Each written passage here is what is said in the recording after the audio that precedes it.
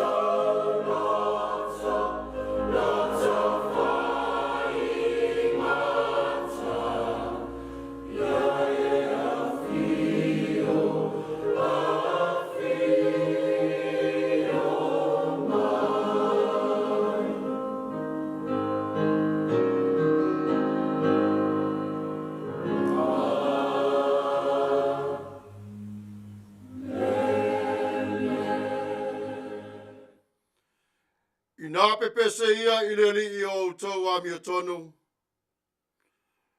E no lava ie ua mio sao. Ona vivi atu ia te ia. I nā vivi atu ia I le li I le kitara. Ia whai pesenga ia te ia I le nā peli. E se folo ona noa noa. I nā pepese atu ia I le pese fau. Ia o tau tāma lie ma le leo fia fia. Te talo rea nganga pa ia. Le tua alo mātou tamā pa ia. O le tua oe o le langi ma le laro langi. O mātou o mai le nei tu la le li ie. A wale vi inga ma le whawhitai I la awu fio. Mātou te wala au I le nganga pa ia o la awu fio. A fio mai. I lunga pea ia te I mātou. Ina ia Manuia ai o le nei Sauniga. Whapa ia le tualo mātou tamā. Le lalo langi atoa I ne suafo ke riso Yesu. Lo mātou wali I whaola. Amene.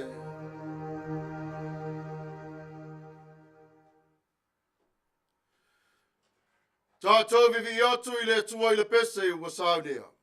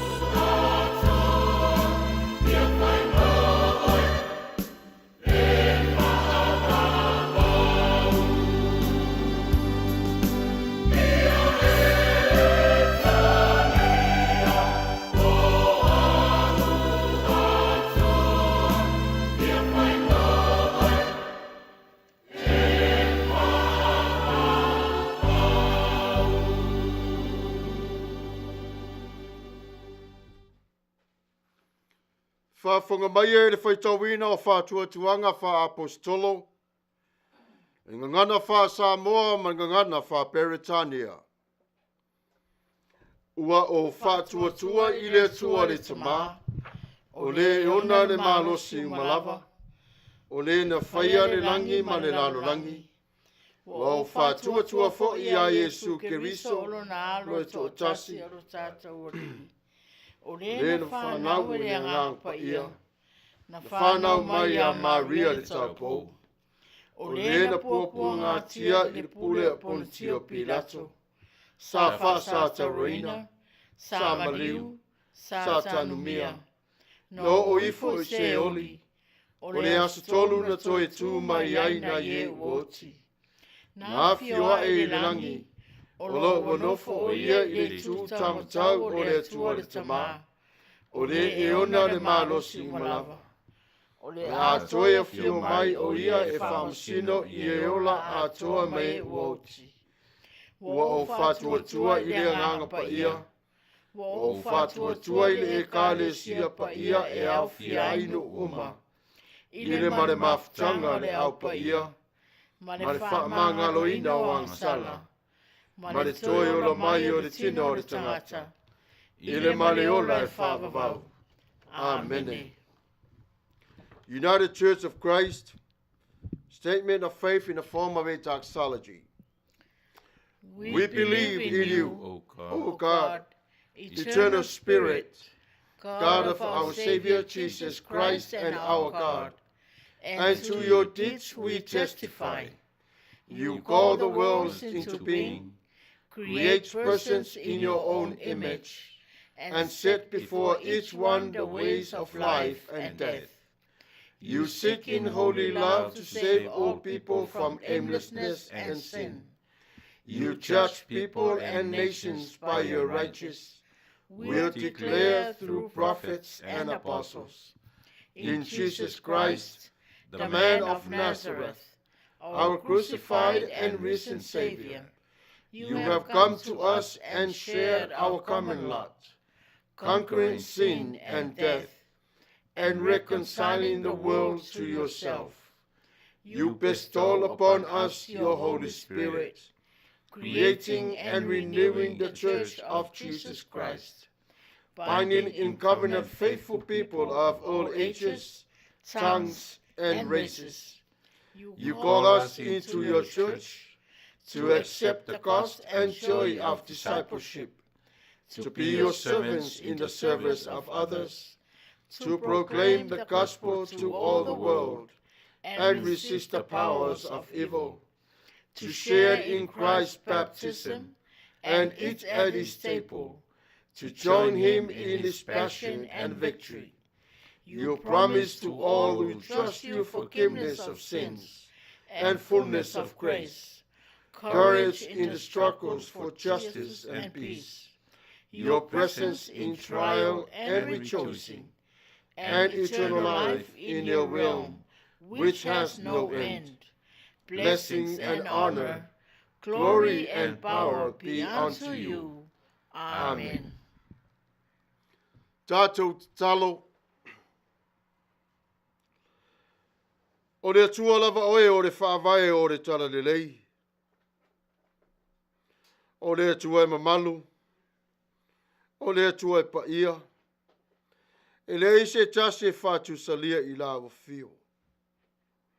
E mamalu lo no foari. E Paia fo I lo malo. Mātou te whawhitai I le nei lava I tūla.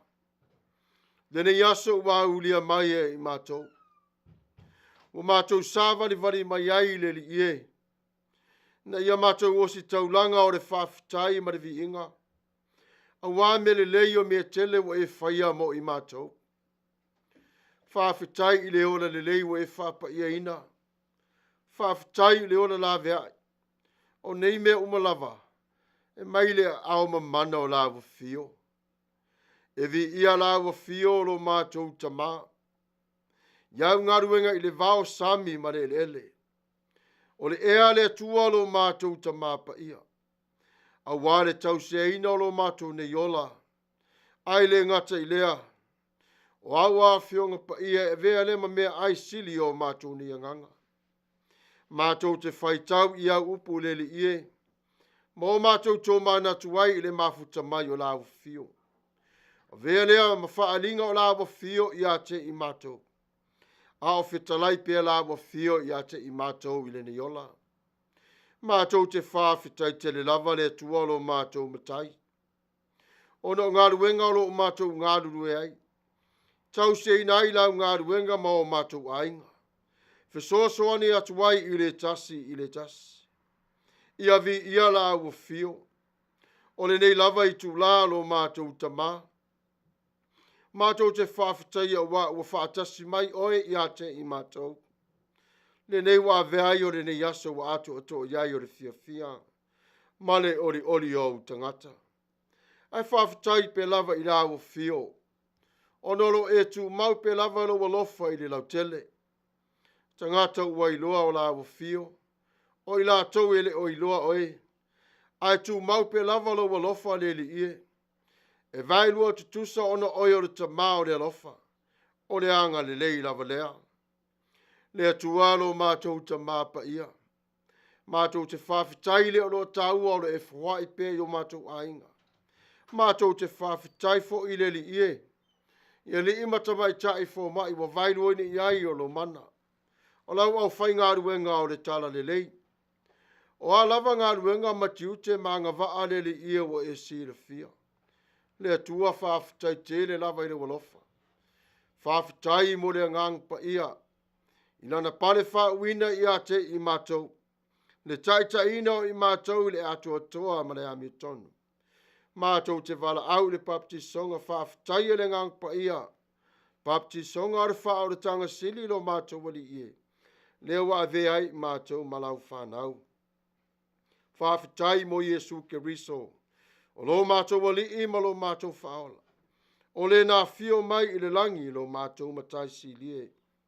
Ia vi ia lava o e whaavavau lava. O le nei tu la. Mātou te whato e se atu i la o fio. Io mātou se maa leu o whale tonu. Me umalava o mātou whaatamala i ai e tu sai malo finangalo. Io e wa whai lava o lo mātou ni loto. Ai whatua tua nai i la o fio. Mātou te wala au i la o fio le li ie. We si la fio mātou vai vainga. Fio mai la o fio wha maa ngalo i a te i mātou. O opu mātou te tau tala i ai. Lele tau sio le vāwhea roa i mana o fio. Ai mai se wo mai masaini o mātua a inga ma le tau singa. O le oloa tā ua wa e whaai. Ai whasiri siri ai le tua lo mātou tamā. Le tau se ino o le ngā ruenga o le tala lelei. Mātou te wala au i la o fio. O nei me uma le tua. Wa vea lea ma wha le tonu lo tātou wā. Wana o la o fio e mawhai o na māngalo iai i mātou le toto Keriso Yesu. Mātou te wala au le li ie. Ia māngalo le laro langi le toto le tamā i māmoe. Fio mai la o fio le li ie. Talai whai te to o whale pui pui o le ang sala o lo saise tiai i mātou. Ai whasa o lo toina i mātou. Ono o Yesu Keriso lo mātou wali i malo mātou whaola. Le tualo mātou tamā. O mātou nei mana o ngā le li ie mātou te ole atu i a te oe. Le tua whamore mole. Fwai mai le malosi i a te i mātou walo nganga. Ina ia mātou o no lai le tua. O mātou tautu ai i le nei lalolangi. A o iai te tonu i mātou i le mālo o lawa fio. Mātou te wala au o mai o puapua ngā mawhainta. Whai lea mawhalawe lawe i o mātou tino. Pa i mai la o fio. Ave ese la o fio nei ti ngā mawhaingata. Alo whangia o mātou wanganga. Loto mafo whauola maritino atoa. Taimi umale tualo mātou tamā. E la ngona lava o le vai vai. Ai e ia te i mātou pe lava le tepa taula ia e i la o fio. A wao oe o le tamā o le wha atua tua. Talo i la o fio i nei lava i tu la. Se mātou atu nu pele o Samoa. Ia maua i la tau le to o file mo. Ia tasi i lātou i la awhio. Whamanuia i ate i lātou umalava i maunga tele mangaiti. E whape nā fo i tūtu ila mamanua. Ia i lau whamanuianga i ate i lātou. Whapaia whamanuia i ate i lātou. I ngā ruenga o ngā whatia ma i lātou leli ie. Ia i la awhio. Niso lau e ka le sia. Tāpe msa lau solo i le larulangi lo mātou tama. Ia i lau whamanuianga. Whamanuia i ate i lātou. Ia vi ia lava oe whavavau lava. Mātou te wala au i la wafio le nei tū la. Neli ie. Soani mai le nei atanu pei o na mātou au mawai. Tūlanga le whitau i leli ie o mea tutupu mai. Neli ia i ate i mātou le ata mai o la wafio. Ina ia mātou while mo wai. Ai awa i mātou ona vevesi ai lo mātou tama. Whamanui mai la wafio le ia i ate i mātou malava. O nisi fo i o mea wale o tā ua le ne talo. Alo e sila fie a wala mai ai so mātou manuia. Ia i la wafio. MANATU-AUTU ese le ie. Maota ngase. Se leo le puapua ngā iso se ala lava. Ia i la wafio. O lea le talo ma leo lenga e awalatu ia Yesu Keriso. Lo mātou wali I ma lo mātou whaoha. Amene.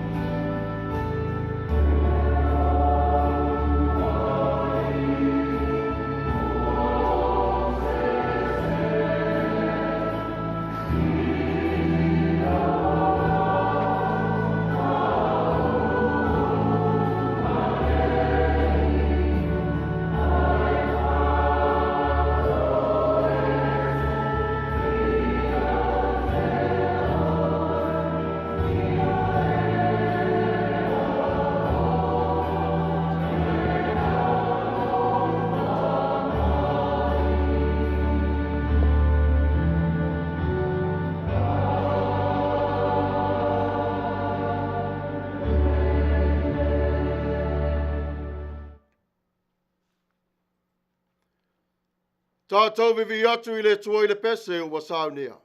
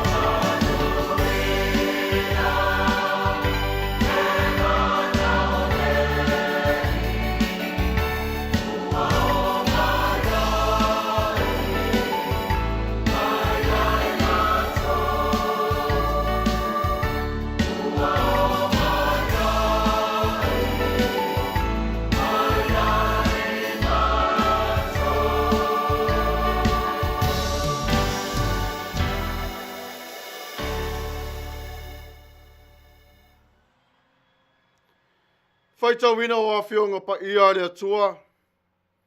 Ngangana wha Peretania and ngangana wha Samoa. Reading of God's Word in English dialect and Samoan dialect. Our Bible reading for today will come to us from the New Revised Standard Version, from the Old Testament, the book of Isaiah, chapter 61. I will be reading from verse 1 to verse 3. Let us hear the word of God. The Spirit of the Lord God is upon me, because the Lord has anointed me. He has sent me to bring good news to the oppressed, to bind up the brokenhearted, to proclaim liberty to the captives, and release to the prisoners, to proclaim the year of the Lord's favor, and the day of the vengeance of our God, to comfort all who mourn, to provide for those who mourn in Zion, to give them a garland instead of ashes, the oil of gladness instead of mourning, mantle of praise instead of faint spirits. They will be called oaks of righteousness, the planting of the Lord, to display his glory. Whatawina wa whionga Paia le Atua ngana wha Samoa, mai le whenga inga tuai le TUSI le profeto Isaia, o le Tapua'i onos fumaratasi, te FAITAU mai whaipu mua, whaangata mai whaipu tolu, whafonga Maia ia whionga Paia le Atua. Wa iau lunga le nganga Paia o le li le Atua, a wā ua whaawina ue le li e Tala i le Tala Lelei i e ua tingaina. Wa ia wina mai au, e fusfus i e loto momomo, e Tala i le saarutonga, i le tāwhianga, ma ne matua tala ina o e ua fusfusia. E Tala i le tausanga, e tali le leia mai ai e le lii, ma le aso e tau iai masui, e lo la tau watua. Ma wha matala loto i e wha noa uma. I e wha noa umalava. E avatu le fia i e wha noa i siona. E foi ina atu i ai la tau. Le matango fie su i ai le lefu. O le oli. E su i ai le wha noa. O le ofu e whai ai vi inga su i ai le loto wha vai. E ingoa i la tau, o la au o le amio tonu, o le whātou anga le lii, e whai mona vi inga. Wha Manuia mai o le Atua i le FAITAU o ana whionga Paia, mai atu mau pe lava o lona vi inga e wha vavau lava. Amene. O le taia o le nei tātou te tō MANATU-AUTU, o le aso sā o le Penetekoso. Ua fio a e Yesu i le langi. O na fio ifo lea o le nganga Paia, i lunga o le auso. Ta ua lea, o le Penetekoso. E pei o non tātou o na mata mamai moa. I le tele fo i oata matala whaso le pito o le larolangi. E pei o le awa uli, e wha pepe a e i lunga o tangata lau tele. Fe mai o le tala whatusa. E wha pena fo i o na fio ifo le ngang Paia, ma wha pepe i lunga ia te i lato. Ai o le mori maula i Isaia i le nei i tae ao e wha pea, fe mai ua wha uina ia e le tua, ina ia avatu o le Tala Lelei, o le Tala o le Saarutonga. E ese la le manai o le Mataupo o le nei tae ao, i le manatu la i le Tala ina o le Tala Lelei ia Yesu Kiriso. A olo iai fo i te tonu o le lau tele. Le au ngā fo i mare awa o ngā sili mo i tātou. O lo mo moli mai e le TUSI FAITAU aso o le ni aso. Fe mai o le Tala Lelei mo e Sauaina. Tala Lelei. E lena o le whaapea o le Sauaina o le whasia oe se tasi. A o le Tala Lelei le Sauaina o iang sala pua ngā mawhaingata. Fe mai o le tala le nā o lo sa o le tonga. Manatu fo I Isaia I le tasu I tu. Fa mai o le whao unga fo I le a le atua I a te ia. Mai le manongi o le tala lelei. Mana ia le tusi o le ni aso. Ai au pe lava ino tātou, sāwa vali ai ma tō manatu natu ai I le tua malona whinangano. O aso la ia o lewa. Ai wha pe whela I aso nei. Tu la I roi Yesu e se fulu male luon tau sanga. I te tonu o le sunako o le nu o Nasareta. Wa vatu ia Yesu le tusi ta ai. Ua te tala atu. O le ono sumal tasi lea. Le mata upu leo le tusi a Isaia. Wa lewa ona fola ma wha manatu e le atua o le nei. E alu aso sau aso. Wha atau nuu le nei folanga le atua. Wha fonga fo. Na tu la Yesu te tonu o le maru. Ma faitau watu le nei tusi ta ai. I le toa telo I la tau na whalangolong. Ona o le tū nā ma le anga nuu a iuteia I ona asu. Se fulu ma le lua loa tau sanga o le tamatane. Ona alu nei te tonu. O awa onga o le mea o iai le awhionga pa ia le atua. Whamai o le tasi leo mea ua tā ua I tele le tusi lea Isaia. Ona ua wheta la Yesu. O le aso nei. Ua tau nuu wai le ne tusi. Se tasi leo mea o lo tā ua fo I te tonu o lo tātum ne yola. O le awhio mai o Yesu e te tala whai te toa o le whare pui. Ma whaasa o loto I tātou. Na awe wha apango taina e le angsala. Ai tātou te tari tonu fo I le nei FAITAU. O whare pui fo nei na tinga aina I le loto o lo tātou wani. Whape whea. I le alofa I le vaai atu I lo nofo whaasala. Ai le o sa mea na whinangalu iai le tua I ate ai. Ioe na maniu Yesu ina I mawhai o na whaamangalo ina o a tātou wangsala. E mawhai ai o na ave ese mai ate I tātou o le nofo I le polonga. Ai wha wina I tātou I le swau. I le swau o le mata ngofie, o le ola lelei, o le oli. Ave ese ai ma le wha anono. Ioe o le Sauaina na te ena e le tua, mai ona Tagata. Ai o le anga sala lava na wha le au ngai nai o lo tātou na nofu. Whātasi ma lo tātou atua. Whe mai wa wha uina o ia na te mamoli le tala lelei. Plada winga. Le suau u le nā o le tala lelei wa wha uina I o ia. Ua tu ina ai e le tua ia te ia le mana. Whapa ia ma ave ai o le mamalu, e tā lai ai o le tala lelei mo oe ma. Ioe, whe mai o le sua u lavare nai tasi, e ave ese mai ai o tāwa ofu mai le whaanoa noa, ma tiva I le nganga, polonga I le loto, ai mawhau fau I le tua. E le teimi o mai o le loto vai. Le anga va ai o tā ua manatu malangona. Ai o lo wha manatu mai pe lava I Isaia I le nei lava aso. O lo o iai pea le atua I ate oi. O lo o iai le wha unga tā hua le atua I lo soifua.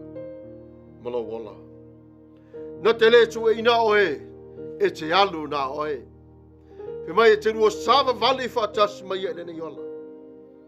Na le wingo sa vali o lo tā ua Yesu. O le ola wha tasi mai le atua. Ola whātasi mare tua. Tātou te tuina atu I a te ia o tātou wang sala. Wa ia tuina mai a te I tātou lana ami o tonu. O le ai a tātou fua I atu la I a te ia le oli ma le fia. O na pale le o ia I le vi inga re tagata. Mai Isaia e whape nā foi oe I le ne yasu. Wa wha wina oe e le tua e te momoli atu o le ngā ruenga o le tala lelei. Mai whetalenga Yesu ia luka I nāu atu ia ma tā lai atu o le tala lelei o le filemu. Tala le nāu le amitonu. O na waaile o si ufufonga o le tai a fau I lana ngā ruenga. I le lalo langi. Whetau lelei ma le whetalenga le atua o le nei I tai au. E iei nu e le mawhai o ono tau savalia, ono o puapua ngā mawhai ngā tawhi mai Yesu, ngā tawhi leo re lofi vai o tau vai.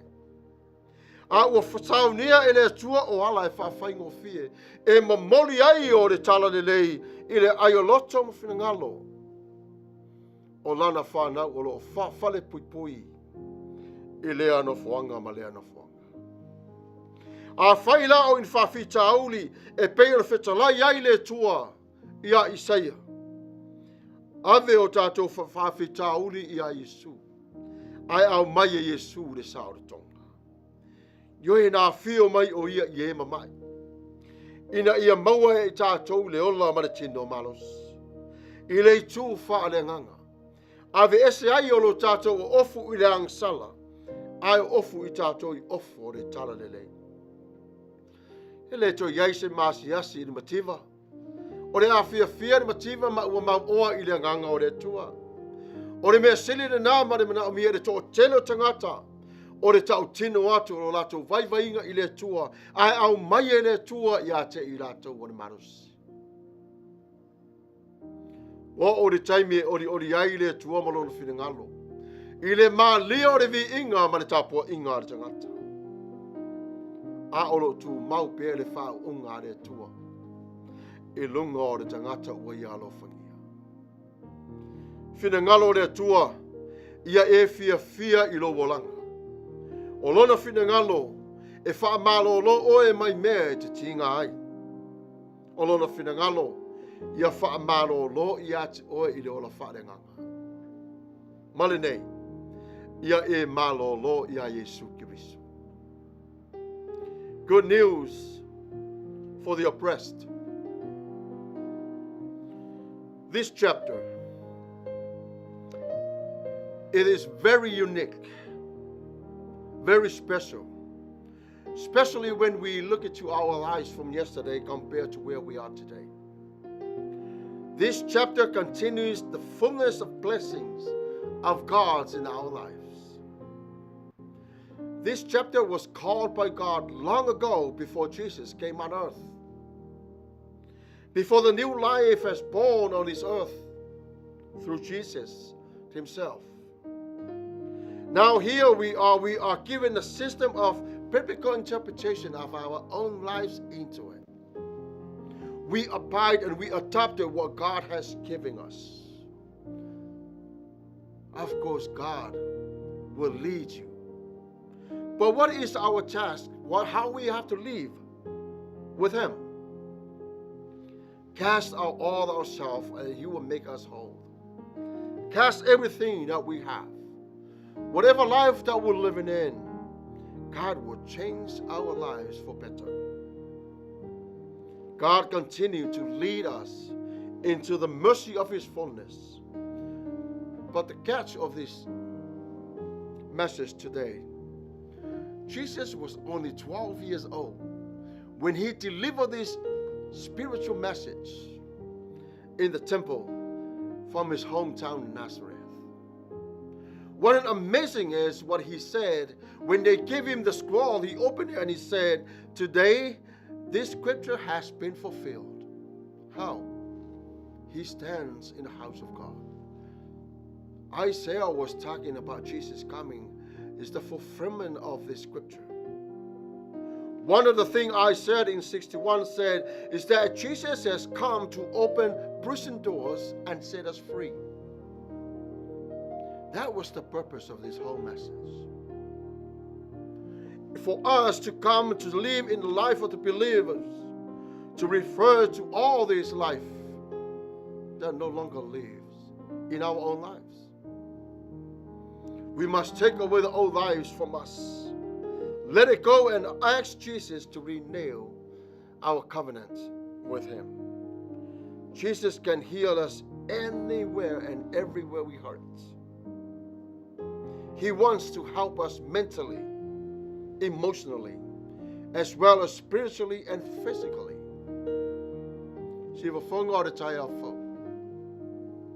This is the good news for us. And it is founded on God. As you go today and this week, may God continue to walk with you, living a life of blessings from God only Jesus can give. May God bless you all. In the name of Jesus. Amen. May God himself, the God of peace, sanctify you through and through. May your whole body, soul, and spirit be kept blameless at the coming of our Lord Jesus Christ. The one who calls you, see for fun or the child foe, is faithful, and he will do it. May God bless you all. In Jesus' name, amen.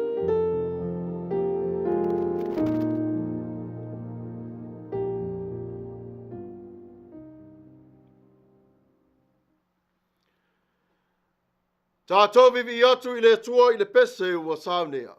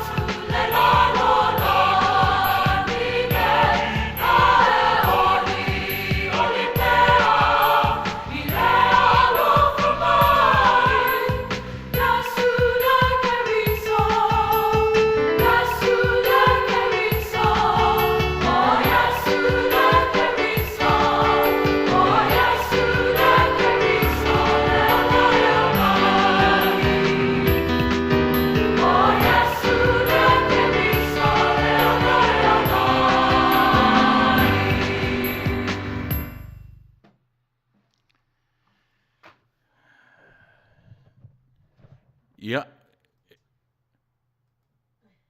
E te tonungo le ua tatu o mai li fai ungo tatu Tapua'i ngor ne yaso. Ia ilenga ngafaftai le tua.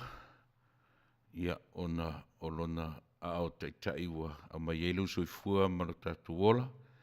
Fai fun tatu Tapua'i fatasi le ne yaso sa ilona tai a fou. Ina ua te aritu lai valu le tai au ia i matu i California nei. Muli atu langa whawhai lau sunga le FAITAU, pas Samuelu, ia tusa o le whiau mātango fio le nei aso, whia ngai ma le asasau Penetekoso, ia mālore tā pena, mālore sauni, ia tau ieina se fatu e pau le lelei le whaafonga sa moa iso stafa, ia a o tātou iai nei whainga lotu le potu whaasalau o le tio, ia ta pena i ana tā penanga mana ngā ruenga whaanga solo le vai aso. Ia, ona tātou anga ia tui fuile le tātou wharesat mo le tātou Tapua'i ngā tele, e moni ni lava i tūla, ia te au leava ma le whaaloalo o te whapea tuai, whaftai tele, ma lo tā pena, ma lo le Sauniuni e le whaingofie ia le upo le Atua, ia whaatumuina la utu ma fia pea e sa ili pea i lona finangalo. Ia, sa moai le atunu ue fonga le nei aso whaaftai ma lo le Mafuta mai mawhero i mai ia tātou lotu whaatasi le nei aso le ale whiau whaaleanganga ua maua ia le ngongo masiana ia ia whai maoso tāua au whaamaru manu mai whiau mga ruenga o le nā vai aso tātou tue whiloa i le nei vai aso ia pe a finangalo le tu e watu elo tu soifua maso mātuola soifua mai Manuia. Tātou whai u le talo. Ia vi ia lava la wa fioro mātou ta mapa ia. Whawhitai i le whatu e te tōina i tonu ia te i mātou. O le a mātou wō. Ma whasara lau watu le tua lo mātou ta mā. Ina ia tupu malau o la ola ma tau lau te tongo i la wa fio. Ia vi ia lava oe whawavau lava. Whawhitai tele lava e ala i lo wanga alofa ma lo wanga lelei. A ta ape ma malo lola wai ka le sia le ni aso. Ta ape ma malo lo fa tasi ma lawa fio. I le suafa o Yesu Kiriso lo mātou wali i. Ma lo mātou whaola. Amene.